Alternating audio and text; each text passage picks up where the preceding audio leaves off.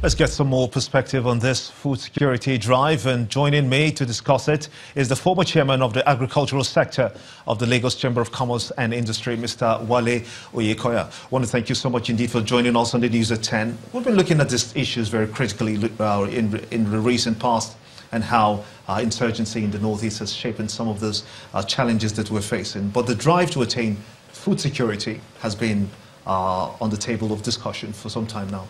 What do you think it is? How well are we positioned in that quest to have food security and sustainability? Well, we have a long way to go when we talk of food security, because we've been having a food crisis in our hand for so long. Even right before Boko Haram's attacked us, before the herdsmen. But we have a government that doesn't really listen to people. I keep on saying that until we keep on having people-oriented policy, we keep on having the same problem. Look at the council that has just been constituted. The same thing was considered last year when they put all these ministers to share the food prices in the country. What happened? They said within 2 weeks, the price of the food should come down. Did it come down? Instead of coming down, it keep on going up, because you are creating anxiety into the market, whereby some of these grains that are supposed to be consumed in the nation are being exported out, and combating with the importing of some of these goods.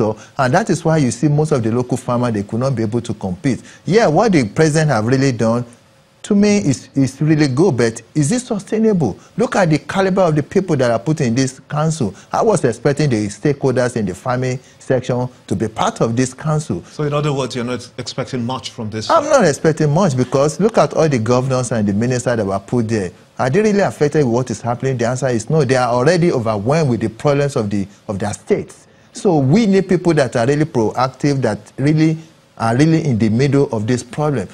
None of the farmers is being in this council. Even look at the herdsmen and the farm we are talking about. I was expecting, let's come to the round table. Let us see what the problems, how we can tackle it. Definitely anti-grazing is dead on arrival, because these are the continuous problems we keep on having. And if you look at all these herdsmen we are talking about, how are the people behind it? These are the people that are putting in the council. So we really need to really get our onions together if we are really going to get it right. So in getting it right, where do we start from? Now that it's been constituted, the National Council on Food Security will come on stream. Well, I will advise the council members to really engage with the people. I'm talking of the stakeholders that are really involved in these things, so that they will not just give it to the ministries of agriculture. Because I know what is going to happen. All these geopolitical zones governors that were elected, they will just dump it in the hands of the Ministry of Agriculture. But thereby doing that, they are going to subtract the real people that are supposed to come to the round table like a town hall meeting. Yes, because a lot of problems are still there. And when we talk of security, it's not just about food alone, because if you are not secured in your farm, you cannot go there. If you are not secure on the road, you cannot go there. That is why you see most of the foreign investors are very scared to come to this country. And look at the rate of our production is going up.